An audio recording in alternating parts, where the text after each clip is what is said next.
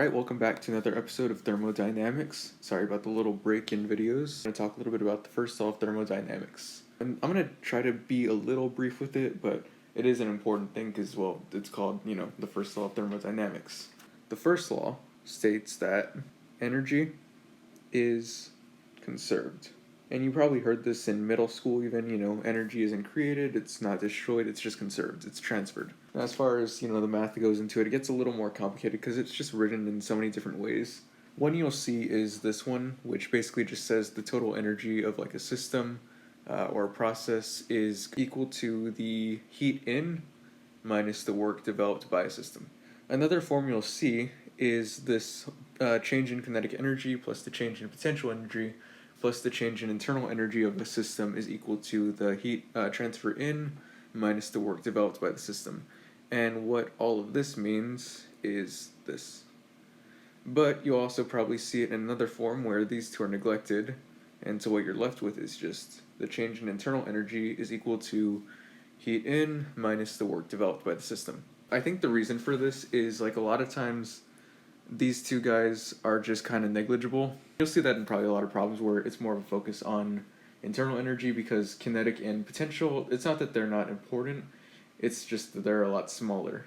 Let's talk a little specifically about cycles. For cycles, there are really two important things you want to know. The change in internal energy is equal to 0. This is kind of a consequence of this using this equation, but the heat in is going to equal the work developed by the system.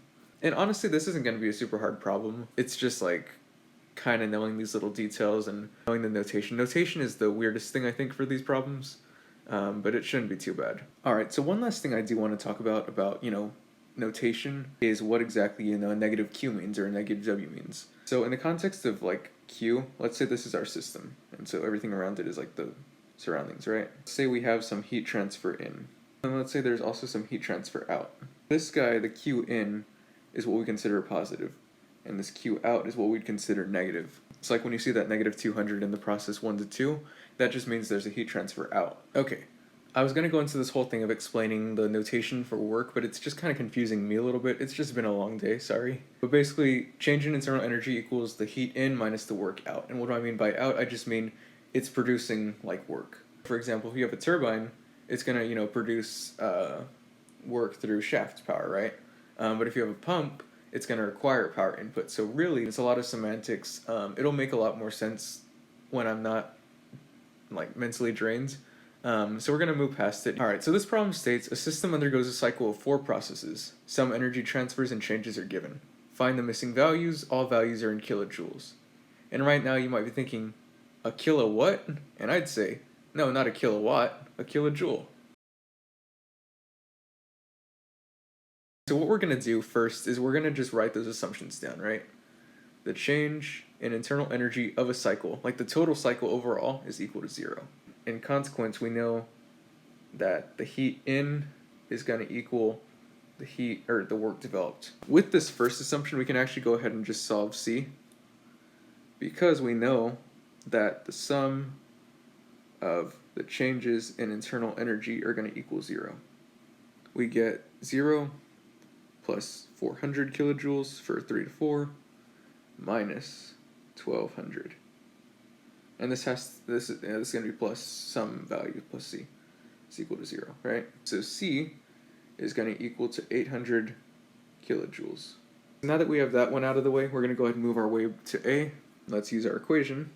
Change in internal energy equals heat in minus the work developed. We have this guy 0. We're going to say the heat in is equal to the work developed. And so what we'll end up saying is the work developed is equal to negative 200 kilojoules. And what this means is there's a heat transfer out because of that negative 200 in the Q, but there's also some work input required. Moving on to B, we have 800, which we found already, which is great, equals the heat in 800 minus the work developed. So then, this is a pretty simple one. You move the work over, you subtract the 800 out, you get that the work for this one developed is equal to 0. Alright, for part D, and let's change colors so it's fun, we have delta U, which is going to be 400 in this case, equals Q minus 600. And then we move the 600 over, 400 plus 600. Heat transfer is going to be a positive 1,000. All right, and for the final part, just same thing. Move this guy over here. Negative 1,200 kilojoules equals 0 kilojoules minus the work developed. And we get work is equal to 1,200 kilojoules. So the big takeaway for this problem was the whole, change in internal energy of a cycle is equal to 0. As we stated, there's this consequence that the net heat in is going to equal the net work developed, right? We have our answers. Let's just kind of go ahead and go through each one. Sum of all the Q's, let's change it to red for heat, is negative 200 plus 800 plus 1,000. And this is going to equal 1,600 kilojoules. Now let's do work, and I'm going to do it in yellow because for some reason that feels fitting. We have negative 200 plus 600 plus 1,200. And that should be 1,600, yeah?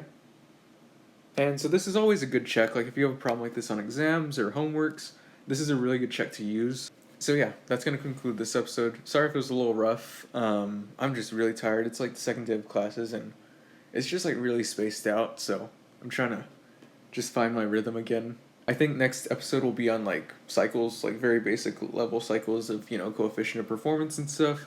Still trying to figure it out. If you have questions about any material you're going over right now in your classes, by all means reach out. I'll see what I can do. Thanks and have a good one.